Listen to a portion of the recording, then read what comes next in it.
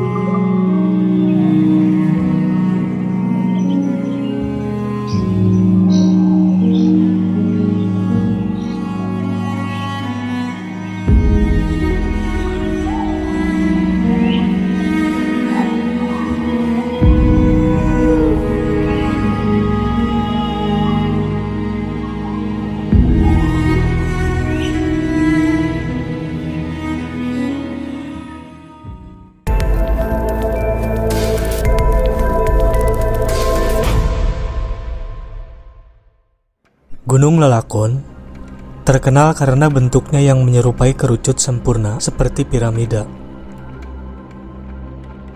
Terletak di Desa Badaraksa, Kecamatan Kutawaringin, Kabupaten Bandung, Jawa Barat, dengan memiliki tinggi mencapai 870 meter di atas permukaan laut. Diperlukan waktu sekitar 2 jam untuk mencapai puncak dari Desa Badaraksa. Selain dikenal dengan nama Gunung Lelakon, sebagian warga menyebut gunung ini dengan sebutan Gunung 11.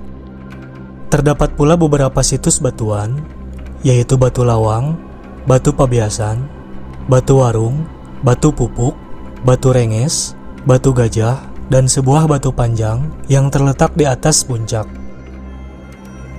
Menurut Abah Acu, yang merupakan tokoh masyarakat Badaraksa, secara filosofis, nama Gunung Lelakon sendiri berarti melambangkan sebuah lakon dari kehidupan manusia.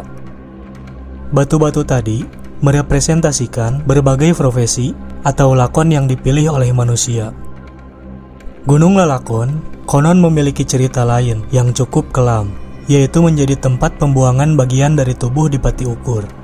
Dipati Ukur merupakan salah satu tokoh di Jawa Barat yang memiliki kisah kontroversial. Di dalam berbagai cerita, ia dianggap sebagai pahlawan. Namun di sisi lain, ia juga dianggap sebagai pemberontak. Dipati Ukur meninggal setelah mendapat hukuman mati dari kerajaan Mataram dan tubuhnya dipotong-potong. Puncak Gunung Lelakon diketahui menjadi tempat dimakamkan sebagian dari bagian tubuh bawahnya. Selain di Gunung Kijang Pananjung, di puncak Gunung Lelakon juga terdapat 2 komplek makam. Ada yang mengatakan bahwa makam itu adalah makam Dipati Ukur. Ada pula yang mengatakan bahwa itu adalah makam Prabu Suryalaga Kusuma, merupakan anak Adipati Galunggung yang beberapa anaknya dimakamkan di sekitar area tersebut. Keberadaan kompleks makam misterius di puncak Gunung Lelakon dianggap banyak orang sebagai makam orang sakti atau berpengaruh. Namun, peninggalan dari zaman lalu seperti itu akan berhubungan erat dengan sistem kepercayaan masyarakat. Puncak Gunung Lelakon menjadi salah satu tempat pelaksanaan ritual ngabungbang. Ngabungbang merupakan sebuah upacara adat yang telah menjadi tradisi bagi masyarakat Sunda. Secara terminologi, ngabungbang terdiri dari 2 suku kata, yaitu nga berarti menyatukan dan bungbang berarti membersihkan atau membuang. Dalam bahasa Sunda dikenal dengan istilah nyaring sabaweting atau tidak tidur semalam. Ketika malam muludan, akan ada banyak orang datang ke makam di puncak Gunung Lelakon untuk melakukan ritual ngabungbang. Ritual dari kepercayaan lama disatukan dengan ajaran Islam yang dianut oleh mayoritas penduduk. Mereka melantunkan ayat-ayat Al-Quran di sekitar makam sepanjang malam. Sebagian besar kawasan gunung yang tidak dihuni oleh manusia seringkali menjadikannya memunculkan cerita tersendiri. Dan cerita itu bukanlah cerita historis, melainkan cerita yang berkaitan dengan makhluk di luar logis. Banyak warga beranggapan, jika kawasan gunung atau hutan yang tidak dihuni oleh manusia, biasanya dihuni oleh makhluk astral. Dan sebagiannya percaya bahwa Mbah Batu Gajah adalah salah satu makhluk astral yang disebut-sebut mendiami Gunung Lelakon. Bukan manusia, melainkan sosok siluman.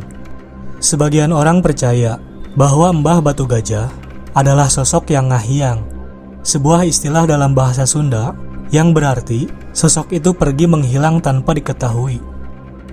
Makam Mbah Batu Gajah menjadi salah satu destinasi bagi para pengunjung Gunung Lalakon. Mereka biasanya meminta nasihat dan perlindungan dengan bersemedi di dekat makam. Selain Mbah Batu Gajah, di Gunung Lalakon juga ada sosok lain yang dikenal dengan nama Mbah Sanusi. Sebagaimana Mbah Batu Gajah, Mbah Sanusi juga merupakan sosok siluman. Kabarnya, di Gunung Lalakon terdapat seekor ayam milik Mbah Sanusi. Keberadaan sosok itu menjadi daya tarik tersendiri bagi para pengunjung yang ingin mewujudkan keinginannya dengan cara gaib. Konon, bagi orang yang ingin mendapat kekayaan dan kekuasaan, dapat mewujudkan keinginannya dengan memberi sesajen kepada Mbah Sanusi. Bukan hanya sesajen, namun juga terikat kompromi tentang apa yang akan dikorbankan untuk mewujudkan keinginan itu. Selain itu, Mbah Sanusi dikabarkan menjadi sosok yang akan marah jika ada yang menebang pohon tanpa izin di Gunung Lalakon. Sosoknya dimanifestasikan sebagai sosok siluman ular. Sebagian percaya bahwa sosok ini memang ada, dan sebagian lagi beranggapan bahwa semua itu hanya mitos belaka. Di sisi lain, ada pula yang beranggapan bahwa Gunung Lalakon merupakan sebuah piramida. Hal ini diungkapkan oleh komunitas bernama Turanggaseta.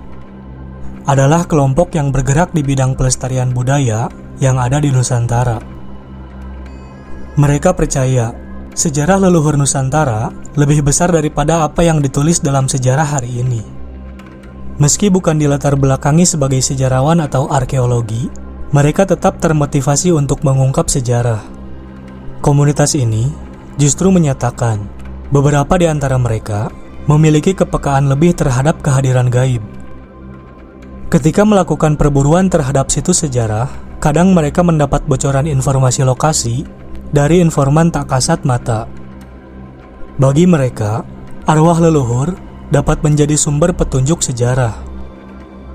Mereka menyebut metode ini sebagai arkeologi mistis.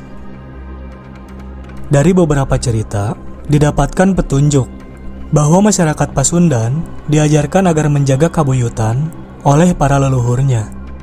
Lebih menarik lagi, bahwa yang dimaksud dengan kabuyutan adalah gunung. Maka dari sinilah, tim Turanggaseta langsung mencurigai tentang adanya gunung-gunung palsu atau gunung yang sebenarnya menyembunyikan sebuah bangunan. Serat Tunggal Wangsit Siliwangi beberapa kali menyebut nama Lalakon, yang artinya adalah sejarah atau peristiwa.